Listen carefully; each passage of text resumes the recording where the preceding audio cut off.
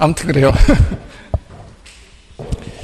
자, 이제 28번 보겠습니다. 자, 28번 부동산 관리죠.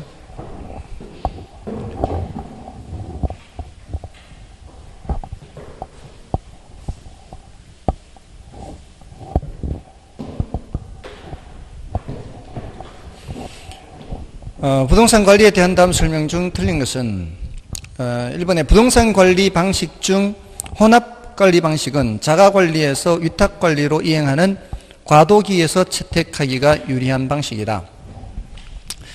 자, 이 혼합 관리는 바로 이제 자가 관리에서 위탁 관리로 가는 게 아니죠. 요거는 이제 자위혼해서 보통 이제 전통적인 관리 방식이 자가 관리잖아요. 자가 관리에서 혼합 관리로 갔다가 위탁 관리로 가기 때문에 과도기적인 그런 방식이다라고 할 수 있고요. 다음에 2번은 부동산 관리 방식 중 위탁 관리 방식은 관리 요원의 부동산 설비에 대한 애호 정신이 높다. 이게 틀렸죠. 2번이 틀렸습니다. 이게 애호 정신이 높은 것은 자가 관리죠. 자기가 자기 것을 관리할 때 애호 정신이 높다라고 할 수 있잖아요. 그래서 2번이 틀렸고요. 그 다음에 3번은 부동산 관리는 시설 관리, 자산 관리, 건물 및 임대차 관리의 세 가지 영역으로 나눌 수 있으며 이 중에서 가장 중요한 것은 자산 관리이다. 가장 중요한 것은 자산 관리죠. 가장 적극적인 관리면서 소유주의 부를 극대화하는 관리로서 가장 중요한 게 자산 관리가 되겠습니다. 가장 소극적 관리가 시설 관리가 되겠죠. 다음에 4번은 부동산 관리란 부동산이 그 목적에 맞게 최유효 이용이 될 수 있도록 부동산을 취득, 유지, 보존, 개량 및 운영하는 일체의 행위를 말한다. 그렇죠. 부동산을 취득해서 처분할 때까지 할 수 있는 모든 게 전부 다 부동산 관리다. 이렇게 볼 수 있어요. 그 다음에 부동산 관리 방식 중 자가 관리 방식은 기밀 유지와 보안 관리가 양호하다. 그렇습니다. 기밀 유지와 보안 관리가 이제 양호한 편이 이제 가장 이제 큰 장점이라고 볼 수 있는 거죠. 정답은 2번이고요. 다음에 이제 29번은 자, 요것도 저는 이제 7, 8월 달 문제풀이 과정에서도 했었는데요. 아직 요거는 출제되지는 않았다 그랬죠. 출제된 적은 없지만 출제되면은 쉬운 계산 문제라 그랬죠. 그러니까 이 계산 문제라고 하더라도 이게 쉬운 문제인지 어려운 문제인지 미리 좀 파악을 해야 그래야 이제 문제를 풀지 말지를 결정하겠죠. 요거는 쉬운 계산 문제예요. 기본 임대료가 200만 원이고요. 기본이 200이 있고요. 다음에 월 총 매상이 2천만 원을 초과할 경우 초과액의 8%를 추가 임대료를 하잖아요. 근데 어떤 달에 2,500만 원이면은 초과액이 500이죠. 2천을 초과한 게 500이니까 초과액 500만 원에 몇 프로? 8%. 그럼 0.08 해야 되겠죠. 그래서 바로 40이 되겠죠. 그래서 모두 240만 원이 되겠죠. 그래서 정답은 1번이 되겠고요. 다음에 이제 30번은 매수 방식과 환지 방식에 관한 설명 중 틀린 것은 1번 매수 방식과 환지 방식이 혼합된 방식을 혼용 방식이라 한다. 이 매수 수용 방식은 이제 협의 매수를 해서 안 되면은 강제 수용을 하는 거죠. 요거하고 환지 방식이 혼합된 것을 혼용 방식이라 하죠. 1번 맞고요. 다음에 2번은 매수 수용 방식은 매수 대금 또는 보상금 산정 시 개발이익을 배제하며 환지 방식은 감보에 의해 개발이익을 환수할 수 있다. 그렇다고 볼 수 있죠. 보통 우리 환지 방식에서는 감보를 하죠. 원래 자기가 내놨던 땅보다 적게 돌려받죠. 그래서 환지 방식은 감보율 산정하는 게 좀 어려울 수가 있습니다. 다음에 3번은 매수 수용 방식은 정부의 직접적인 시장 개입 방법으로서 권리 소멸형이라 할 수 있다. 그렇죠. 보통 이제 그 자력 개발은 권리 불변형이라 하고요. 자기가 직접 개발하는 것은 권리 불변. 그리고 매수 수용 방식은 권리 소멸형. 그리고 환지 방식은 권리 축소형. 이렇게도 표현을 할 수가 있어요. 다음에 4번의 환지 방식은 도시개발 사업을 시행하는 지역의 지가가 인근의 다른 지역에 비해 현저히 높아 매수 수용 방식으로 시행하는 것이 어려운 경우 적용된다. 그렇죠. 땅값이 너무 비싸잖아요. 이럴 때에는 매수 수용 방식으로 하기에는 좀 어렵죠. 이럴 때는 이제 환지 방식으로 하게 되는 거죠. 다 맞고요. 5번이 틀렸죠. 환지 방식은 초기에 막대한 토지 구입 비용이 들기 때문에 사업 시행자가 재정 지출을 효율적으로 관리하기 어렵다. 환지 방식은 돈이 많이 들지 않죠. 채비지 보류지 하지 않습니까?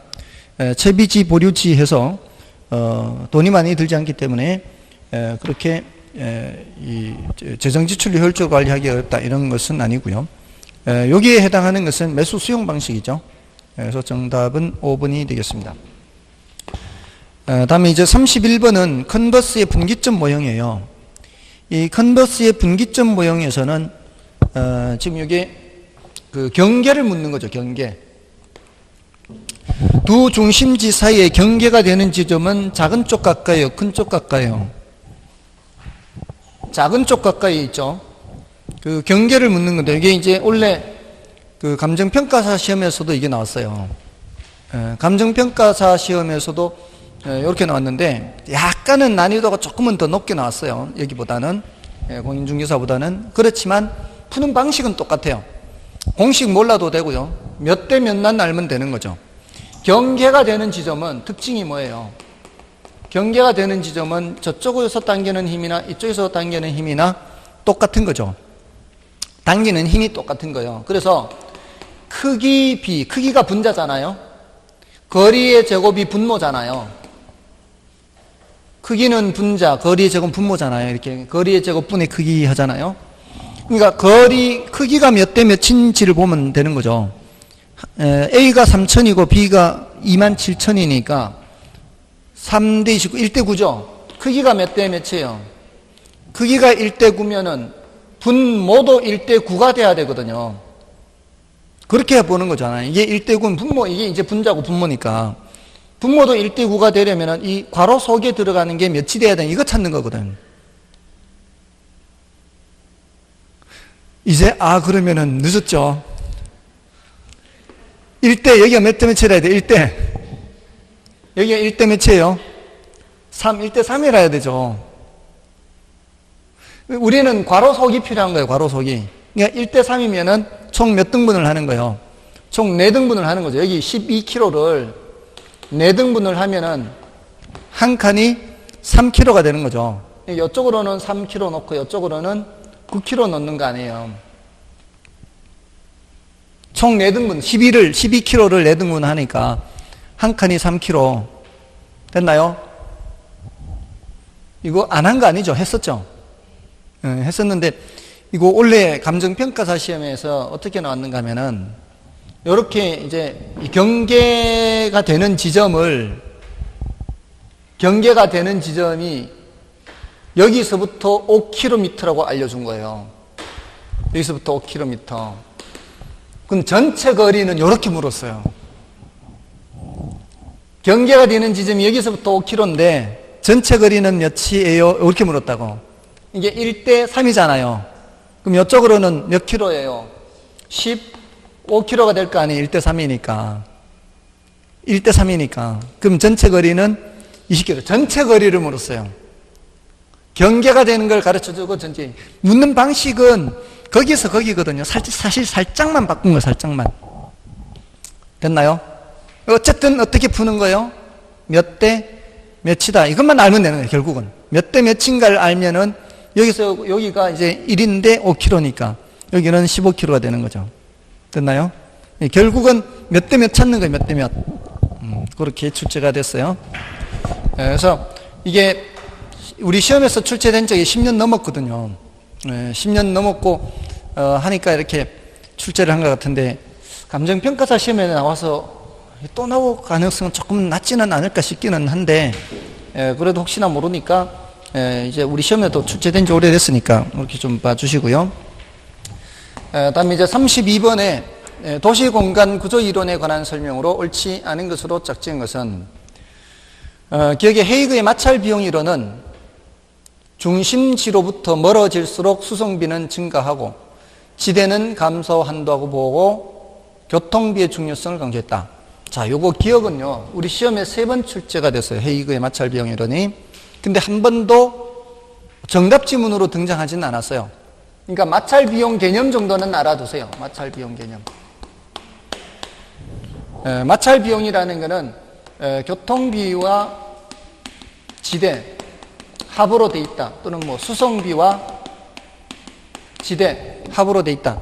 이 정도만 일단 기억해 두세요. 그러니까 도심으로 가려면, 외곽에서 도심으로 가려면은 일단 교통비가 발생하죠. 근데 안으로 들어가면 들어갈수록 교통비 부담은 줄어들겠죠. 대신 뭐 부담이 커져요? 지대 부담이 커지겠죠. 근데 바깥으로 나가면 나갈수록 지대 부담은 줄어들겠지만 교통비 부담은 커지겠죠. 그러니까 어느 정도의 어떤 이런 마찰 비용이 발생할 수밖에 없다는 거예요. 아무튼 그 마찰 비용을 최소로 하는 곳에다가 이제 주거지를 정해야 되겠죠. 근데 이제 그건 뭐 별로 중요한 건 아니고요.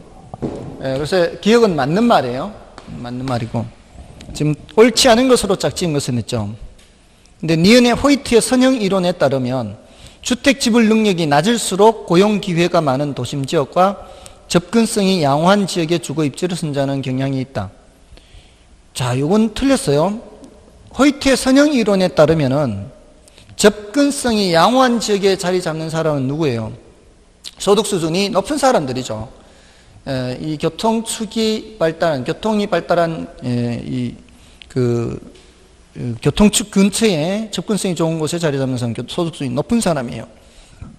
그래서 일단 호이트 선형 이론하고 안 맞고요.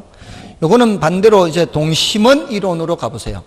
동심원 이론으로 가보시면은 제일 안쪽이 중심 업무지대고, 그 다음이 천이지대고, 그 다음이 저소득 주거지대고, 고수 이렇게 나가잖아요. 천이지대도 이게 주거 환경이 안 좋기 때문에 소득 수준이 낮은 사람이 살거든요. 이게 여기도 소득 수준이 낮은 사람이고요. 소득 수준이 높은 사람보다 소득 수준이 낮은 사람이 접근성이 더 좋은 곳에, 일자리 구하기 쉬운 곳에 자리 잡죠. 그래서 니은은 틀렸고요. 다음에 디귿은, 요거는 버제스의 동심원 이론에 따르면 천이지대는 저소득 주거지대와 중상층 주거지대 사이에 위치하는 게 아니죠. 천이지대는 중심 업무지구와 저소득 주거지대 사이에 위치하죠. 그러니까 디귿은 틀렸잖아요. 이거는 맞춰야 되죠. 니은은 그렇다 치더라도 디귿은 틀렸다는 것을 알 수 있어야 돼요. 다음에 해리스와 울만의 다핵심 이론에 의하면 도시는 하나의 중심이 아니라 여러 개의 전문화된 중심으로 이루어진다. 이거는 맞춰야죠. 이것도 리을도 맞춰야 돼요. 그러니까 디귿은 들어가야 되고요. 리을은 들어가면은 안 돼요. 이 정도는 알아야 되죠. 그러면 정답은 1번이나 4번 중에 있나요? 1번이나 4번 중에서 답을 찾아야 되죠. 그러니까 니은 디귿을 모두 이제 갖고 있잖아요. 그러면은 미음에서 결정난다고 볼 수 있죠. 기억을 모르면. 다핵심 이론에서는 지대를 지불하는 능력의 차이와 유산 활동이 집중하는 성향은 도시의 다핵화 요인에 포함되지 않는다가 아니고 도시에 포함되잖아요. 그래서 미음이 틀렸죠. 4번으로 가야 되는 거죠. 그 다핵의 성립 요인 4가지가 있죠. 4가지. 그는 동종업종의 직접 지향성이 있고요. 한데 모여 입지하려는 경향. 그래서 핵을 이제 하나로 이렇게 만드는 거죠. 그리고 이종업종은 어떻게 해요? 분산지향. 서로 떨어져서 핵을 만드는 거죠. 또는 입지적 비양립성 그래요. 이거를 입지적 비양립성. 함께 있을 수 없다는 거죠. 입지적 비양립성. 그 다음에 지대 지불 능력의 차이가 있죠.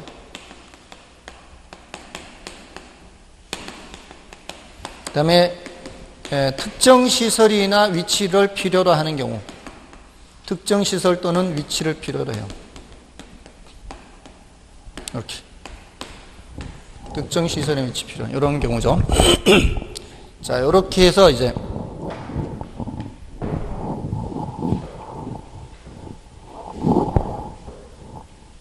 4개 그 다액이 성립하는 이유 함께 기억하시고요.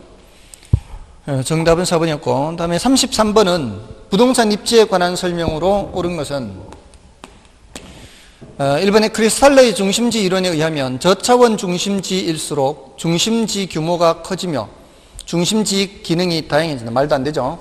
고차원 중심지로 갈수록 기능이 커지고 규모가 커지는 거고요.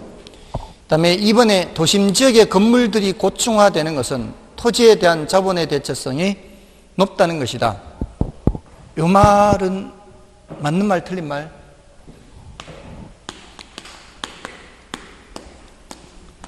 자, 생산 요소의 대체성이라는 주제를 설명드릴 때요,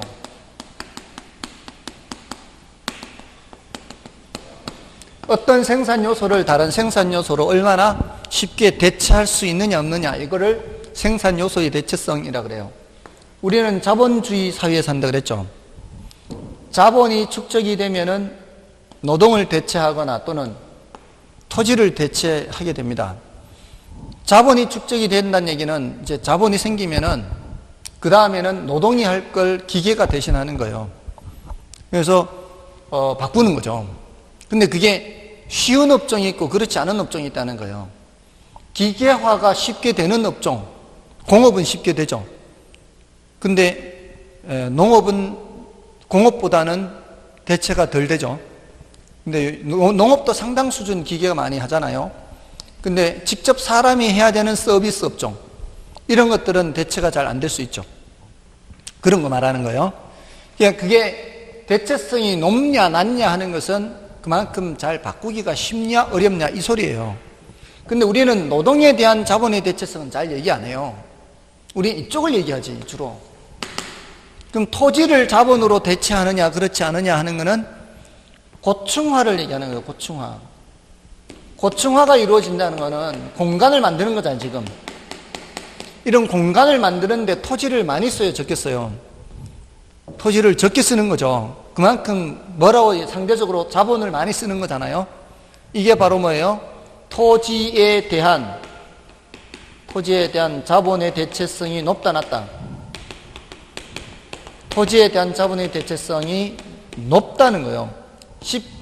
쉽게 이게 토지를 대체한다는 뜻이에요. 이게 고층화하면 고층화가 될수록 토지에 대한 자본의 대체성이 높고, 이게 높게 안 되는 거는 뭐예요? 높게 안 되는 거는 토지에 대한 자본의 대체성이 낮고 이렇게요. 그래서 이 말은 맞는 말이에요. 고층화되는 것은 토지에 대한 자본의 대체성이 높다라는 얘기입니다. 되셨나요? 이 표현을 이렇게 자꾸 연습해서 익혀야 돼요. 우리는 자본주의 사회에 살고 있으니까 얘가 축적이 됐을 때 다른 걸 대체하는 거거든요. 그러니까 노동에 대한 자본의 대체성 또는 토지에 대한 자본의 대체성 하는데, 이쪽은 잘 얘기 안 한다. 우리 이제 부동산 학이니까 토지에 대한 자본의 대체성이 높은 업종이 있고 낮은 업종이 있다고요. 1차 산업은 이게 낮고요. 2차, 3차로 갈수록 토지에 대한 자본의 대체성은 높고, 또 외곽으로 갈수록 토지에 대한 자본의 대체성은 낮고, 도심으로 갈수록 토지에 대한 자본의 대체성은 높고, 이렇게 된다 얘기입니다. 다음에 3번에 레일리의 소매인력 법칙에 따르면 두 개 도시 상거래 흡인력은 두 도시 인구에 반비례하고 두 도시 분기점 거리 제곱에 비례한다. 인구에는 비례하고 거리 제곱에는 반비례한다, 이렇게 해야 되겠죠. 그래서 틀렸고요. 다음에 허프의 상권 분석 모형에 따르면 소비자가 특정 점포를 이용할 확률은 경쟁 점포의 수, 점포와의 거리, 소비자의 분포에 의해 결정된다. 자, 요거는 허프와 레일리를 비교할 때요. 레일리와 허프를 비교할 때, 레일리는 그 흡인력을 계산할 때 두 가지 요소만 봤잖아요. 거리하고 뭐만 봤어요? 크기만 봤대요. 크기 또는 도시의 인구. 근데 허프는 그것만 본 게 아니고 뭐 봤어요? 거리, 여기 이제 제곱이 꼭 아니죠. 여기는 마찰 계수를 봤죠. 장애 요인을 고려해서. 그리고 매장의 면적을 봤는데요. 이게 결국은 크기거든요. 요거는. 그러니까 크기와 거리를 동시에, 여기까지는 똑같아요. 근데 허프는 뭐까지 받는가 하면은 경쟁 점포의 수까지 봤어요. 어떤 사람이 이제 미시적 분석을 했죠. 이쪽으로 갈 건가 저쪽으로 갈 건가 하는 거를 여러 개의 경쟁 점포가 있는 경우에도 분석한 사람은 허프. 근데 레일리는 두 중심지 사이에서만 따졌단 말이에요. 그러니까 여기에 기본적으로 거리 크기는 똑같아요. 거리 크기는. 근데 여기는 뭐가 하나 더 추가되는 거예요? 경쟁 점포 수가 추가되는 거예요. 근데 그 지문이 어떻게 돼 있어요? 경쟁 점포 수 있잖아요. 거리 있잖아요. 뭐가 없어요, 지금? 면적 크기가 없어요, 크기가. 소비자 분포가 아니고, 그건 크기예요, 크기. 소비자 분포가 아니고, 크기. 그래서, 틀렸고요.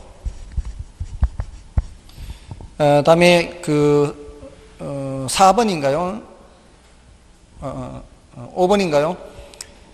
배버의 최소 비용이로는 다른 생산 조건이 동일하다면 수송비는 사용되는 원료의 종류에 의해 결정되는 게 아니고 거리와 무게에 의해 결정돼요. 거리와 무게.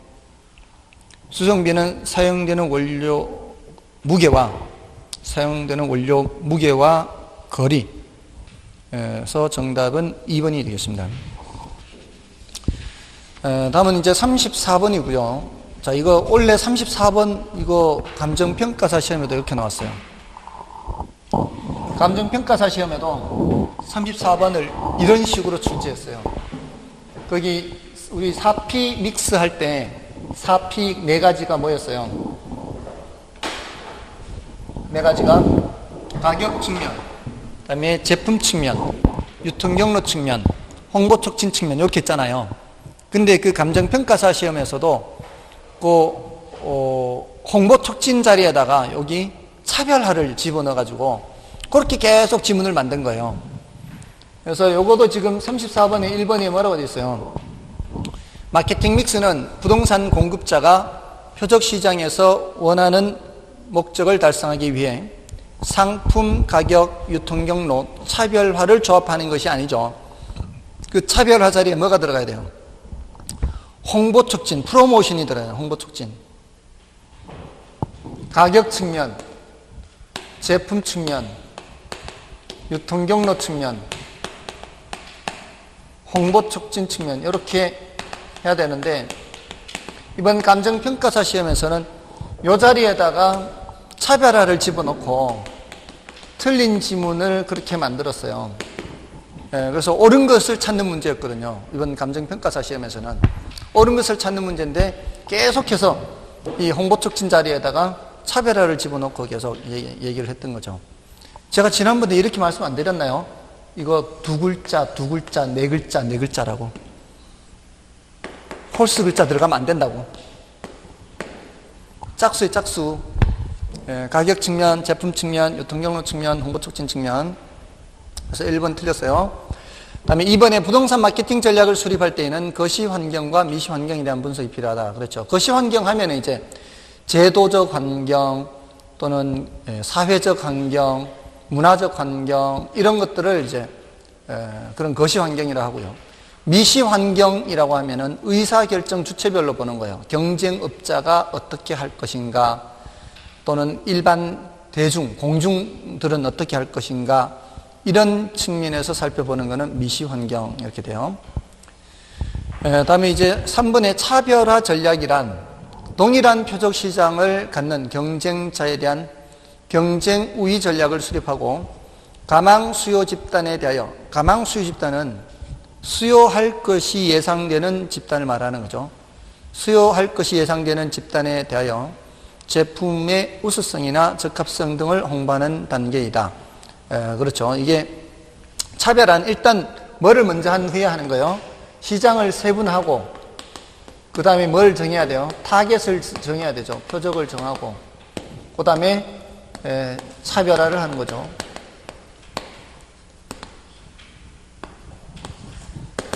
그래서 이 차별화를 할 때 그런 식으로 4가지 측면에서 섞으라는 얘기잖아요. 이런 측면에서 섞어서 이제 마케팅 효과를 극대화하라는 얘기입니다.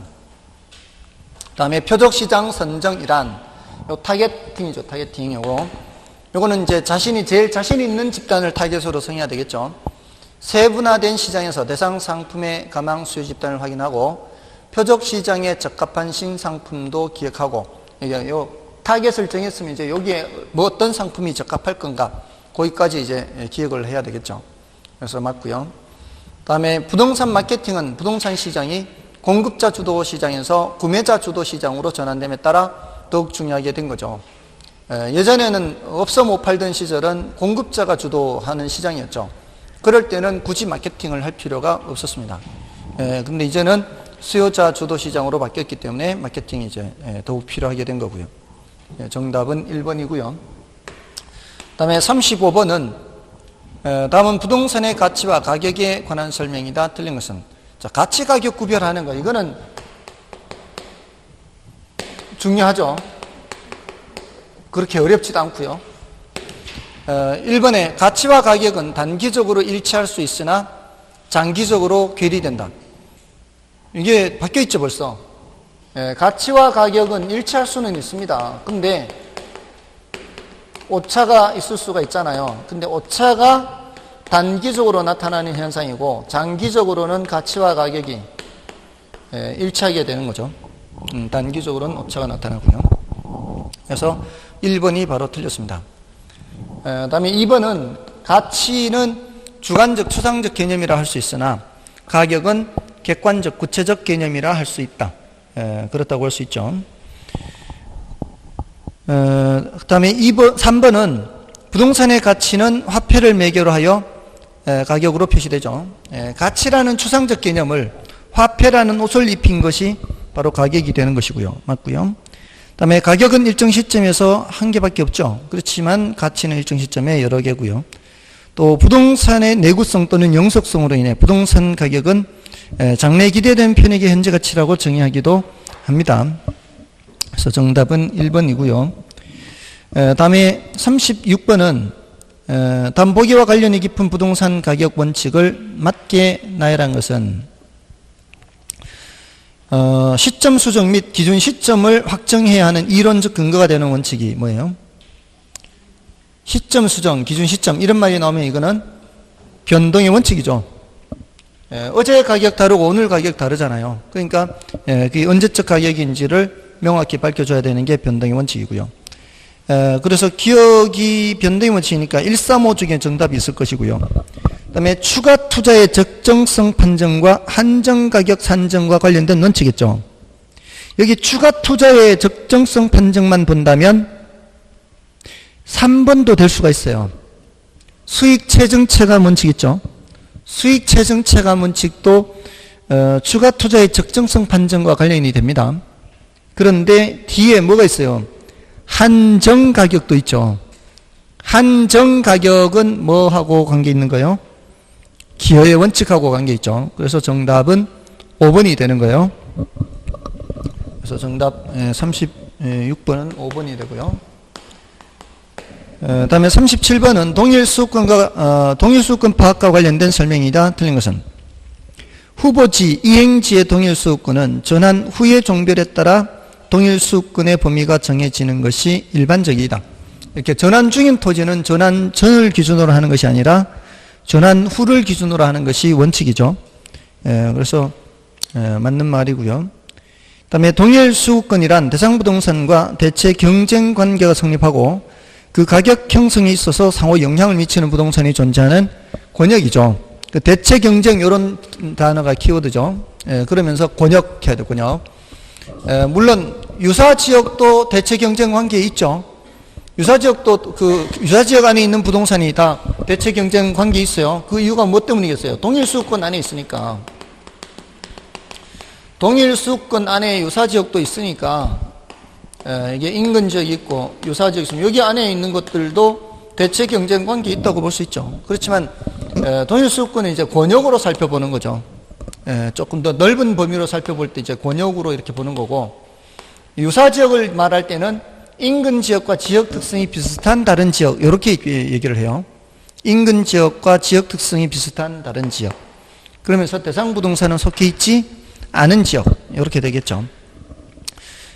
다음에 3번의 주거지의 동일 수급권은 도심으로의 통근이 가능한 지역 범위와 일치하는 경향이 있다. 그렇죠. 우리가 주거지를 선택할 때는 출퇴근 환경을 고려하면서 선택하는 경향이 있습니다. 4번의 지역 분석의 대상 지역에 인근 지역과 유사 지역은 포함되나 동일 수급권은 지역 분석의 대상이 아니다. 전부 다 지역 분석의 대상이죠. 세 가지 모두 다 지역 분석의 대상입니다. 그리고 이 동일 수급권은 자료 수집의 최원방권이죠. 자료 수집의 최원방권.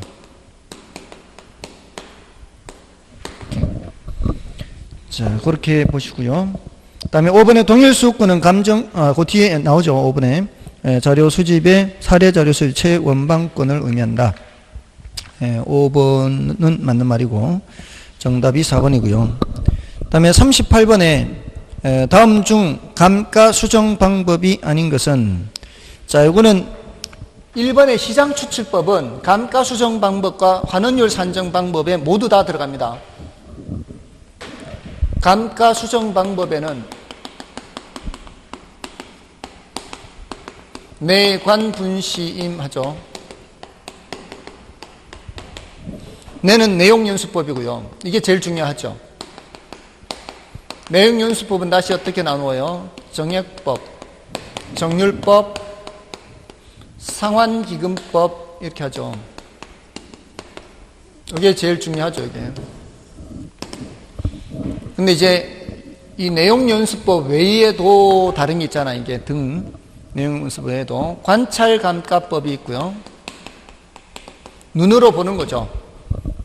눈으로 보는 것이기 때문에 주관이 개입될 여지가 많아요. 그리고 분해법도 있고요.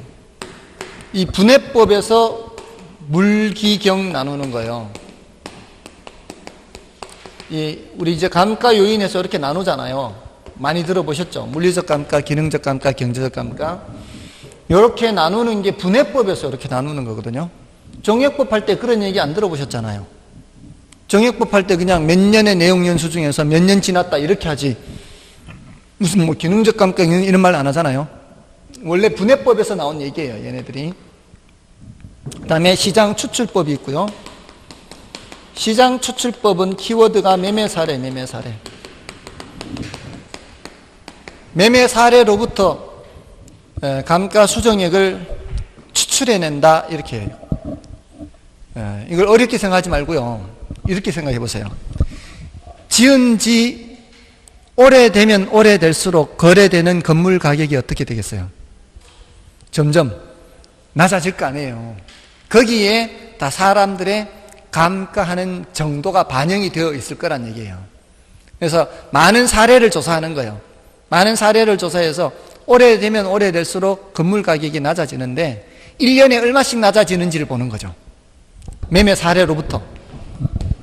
그렇게 찾는 거예요. 여러분 보고 찾으란 말을 안 할 거니까 걱정은 마시고요. 아, 그런 방법도 있겠구나. 그냥 이렇게 하면 돼요. 시장 추출의 뜻이 그거예요. 그 다음에 임대료 손실환원법도 있고요. 새 부동산하고 낡은 부동산하고 임대료가 똑같겠어요? 다르겠어요? 낡은 부동산은 임대료가 더 적겠죠. 그러니까 돈을 덜 버는 만큼 가치가 떨어진다라고 봐야지. 돈을 덜 버는 만큼. 새 것에 비해서 돈을 덜 버는 만큼은 가치를 떨어뜨리는 거예요. 그런 방법도 있다는 거예요. 근데 이제 이거는 이 정도만 알아도 좀 충분하고요. 사실은 이제 더 중요하니까 나는 여기까지 하겠다. 그렇게 마음 먹으면 이제 여기서 하고 그냥 이런 게 있구나 하는 정도로만 참고로만 하면 되겠죠. 그래서 이런 문제를 풀 때 혹시라도 이렇게 한 번이라도 들어보면은 판단할 때 조금은 도움이 될까 해서 이렇게 하는 거예요. 그 다음에 환원율 산정 방법 있죠. 환원율 산정 방법은 뭐가 있었어요? 시조 2L부가 있었잖아요. 시는 시장 추출법, 이거하고 똑같아요. 이거하고. 이것도 매매 사례로부터 추출하는 거예요. 시장 추출이라는 말은 전부 다 매매 사례로부터 추출하겠다는 얘기예요. 여기서는 환원율을 추출하겠다는 얘기고, 이쪽에서는 감가수정액을 추출하겠다는 얘기예요. 그 다음에 조성법 있죠. 요소구성법 하죠. 그 다음에 투자결합법 하죠. 그 다음에 엘루드법 하고 부채감당법 하죠. 이 투자결합법과 부채감당법은 공식 다 알고 계셔야 되죠. 물리적 투자결합법과 금융적 투자결합법, 부채감당법은 요거는 이제 환원율을 부저저 하죠. 부저저. 여기는 환원율을 지지저저 하고요. 여기는 환원율을 토토근건 했잖아요. 이렇게 여기를 곱하고 여기는 가중평균 하는 거니까 다 하고 여기는 전부 다 곱하는 거죠. 부채 감당률, 저당 비율, 저당 상수. 저당 비율, 저당 상수 똑같죠. 그래서 요거 지지저저와 부저저를 구별할 때에는 이게 부채 감당률이 제시가 되어 있느냐, 지분 배당률이 제시되어 있느냐 이걸로 구별한다 그랬어요.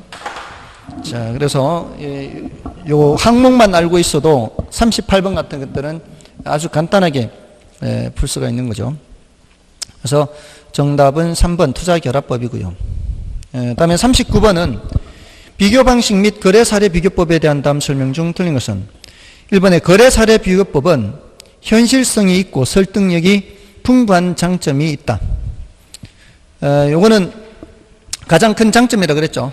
거래사례 비교법의 가장 큰 장점이 바로 현실성이 있고 설득력이 풍부하다는 것이고요. 다음에 2번은 사례 부동산은 대상 부동산과 대체성이 있는 부동산이어야 하므로 대체 원칙이 이론적 근거가 된다. 그렇죠. 대체 원칙은 3방식 모두 관련된다 그랬습니다. 근데 그 중에서도 특히 누구하고 관계 있다? 특히 비교 방식과 관련이 있는 게 바로 이 비교 방식입니다. 그 다음에 3번에 지역 요인 또는 개별 요인 비교 시 종합적 비교법은 주관이 개입될 여지가 적은 장점이 있다. 지역 요인 또는 개별 요인 비교할 때 종합적 비교법과 평점법이 있죠. 여러분들 그 한 장을 넘기시면은 마지막 문제 40번 문제죠. 40번 문제가 바로 평점법에 해당하는 거예요. 그 표가 평점법에 해당하는 거예요. 평점법은 여러 가지 항목이 있죠. 그죠? 여러 가지 항목으로 그렇게 하면은 평점법이고, 종합적 비교법은 그게 아니고요. 종합적 비교법은 이렇게 해요. 사례가 대상이 사례보다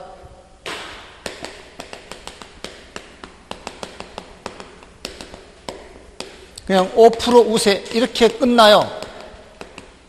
항목을 나누지 않고 그냥 뭉뚱그려서 5% 우세 이렇게 하면은 비교치를 어떻게 계산하라는 뜻이에요? 비교치는 사례분의 대상 100분의 100을 해서 대상이 5% 우세 하면 대상 숫자를 키우는 거죠. 그러니까 이게 100분의 105 해서 1.05 하는 거잖아요. 이렇게 하는 거는 무슨 법이고? 종합적 비교법이고, 근데 그 너머표는 항목을 각각 나누는 거죠. 그렇게 하면 무슨 법? 평점법. 어떤 게 더 객관적이라고 볼 수 있어요? 이렇게 하는 게 더 객관적이에요? 40번 문제처럼 하는 게 객관적이에요? 40번에 개별 요인 분석표 있잖아요. 그죠? 구분해서 가로 조건은 어떻고 접근 조건은 어떻고 이렇게 돼 있잖아요. 항목을 나누는 게 더 객관적 아닌가요? 어떤 것이 더 객관적이라고 해야 돼요? 평점법이 더 객관적이거든요. 근데 종합적 비교법은 주관이 개입될 여지가 많아요. 한꺼번에 따져야 되기 때문에 항목을 나누지 않고 한꺼번에 이렇게 해버렸잖아요. 이게 대상이 사례보다 5% 우세인 것이 내용이 지금 뭐 가로 조건이 어떻고 뭐가 접근 조건이 어떻고 환경 조건이 어떻고 이런 거를 각각을 나누는 게 아니잖아요. 그냥 뭉뚱그려서 해버렸기 때문에 이것이 주관 개입 여지가 더 많다고요. 이 주관계입 여지 많아요. 근데 평점법은 주관계입 여지가 적고요. 그래서 3번이 틀린 거예요. 다음에 4번에 표준지 공시지가를 기준하여 가격을 산정하는 것도 비교 방식으로 볼 수가 있죠. 지난주에 혹시 말씀드렸나요? 지난주에 표준지 공시지가를 기준하여 가격을 산정하는 것, 공시지가 기준법도 비교 방식이긴 한데 뭐 할 때는 아니라고요? 시산가액 조정할 때에는 공시지가 기준법과 거래사례 비교법을 다른 방식으로 본다고요. 했었나요?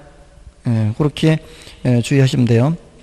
그 다음에 5번에 대상이 나지이고 나지 거래 사례가 없는 경우 복합부동산 사례를 선택한다면 최유효 이용인 사례이어야 한다. 요건 어렵죠.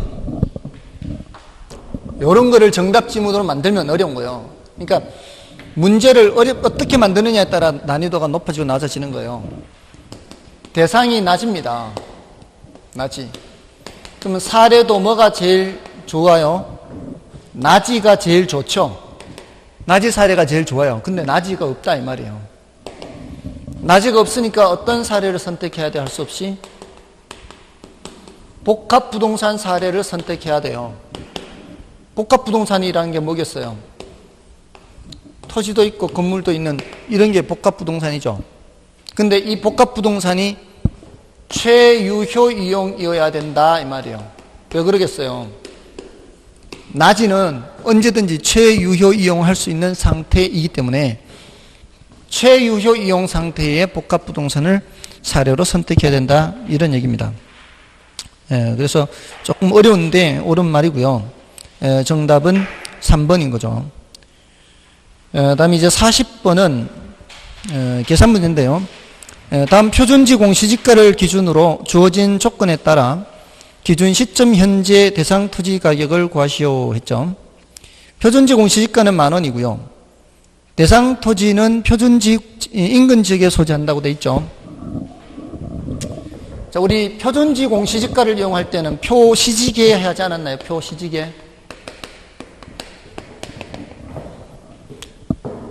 사례를 이용할 때는 어떻게 한다 그랬어요? 사시지계 이렇게 가는 거고요. 사례 가격을 이용할 때는 뒤에다가 사시지계 써놓고 시작하시라고요. 여기에 해당하는 것들을 써놓으면 되니까. 요거는 표준지 공시지가에다가 시지계 써놓고 시작하면 되는 거예요. 근데 이게 10,000원이란 말이에요. 10,000원. 근데 인근 지역에 소재한다 그랬어요. 대상 토지 표준 인근. 그럼 인근 지역이니까 지역에는 비교할 필요가 없다 이 소리예요. 이거는 일 그대로. 그다음에 공시지가 공시기준일 이후 기준 시점까지 지가 변동률이 10%예요. 그러면은 시점 수정이 1.1이 들어간다는 얘기예요. 지가 변동률이 10%, 그럼 시점 수정이 1.1 이렇게.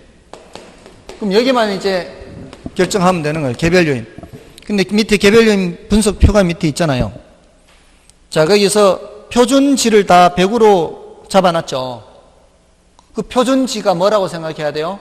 사례라고 생각해야 돼요. 자, 이거 여러분들 기억하실런지 모르겠는데 사례가 대상이 어떻고 대상보다 사례가 이런 말이 다 나오면은 그냥 사례분의 대상 하면 돼. 이렇게 사례분의 대상 하면 돼. 근데 어떤 문제는 사례는 있는데 대상이 안 보이고 표준 획지가 어떻고 이렇게 나와요. 이럴 땐 얘를 뭐로 잡아야 돼요? 얘를 대상으로 잡아야 돼요. 사례만 보이고 대상이 안 보인단 말이에요.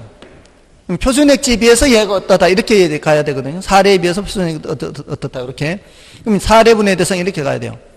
근데 지금 이 문제는 뭐예요? 사례는 있는데 대상이 있는데 사례가 없잖아요. 대상은 있는데 사례는 없고 대신에 뭐가 있어요? 표준지가 있잖아요. 이럴 때는 누구를 사례로 봐야 되는 거예요? 얘를 사례로 봐야 되는 거예요. 이럴 때는 얘를 대상으로 봐야 되는 거고, 사례는 보이는데 대상이 안 보일 때는 얘를 대상으로 봐야 되고, 대상은 보이는데 사례가 안 보이고 표준이 있으면 얘를 사례를 안 보이는 걸 다른 놈으로 봐야 된다고요. 그러니까 거기에 표준지라고 되어 있는 그 100, 100, 걸 전부 다 분모로 사용해야 된다고요.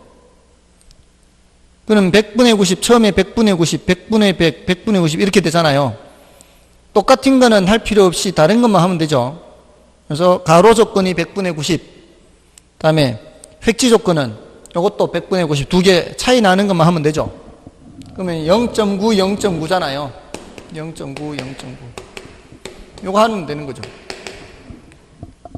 9981이죠. 9981이 1.1배니까 81, 81이니까 891이에요. 891. 그러면 0.891 하면은 8,910원 이렇게 되겠죠. 됐나요? 계산은 계산기가 하면 되는데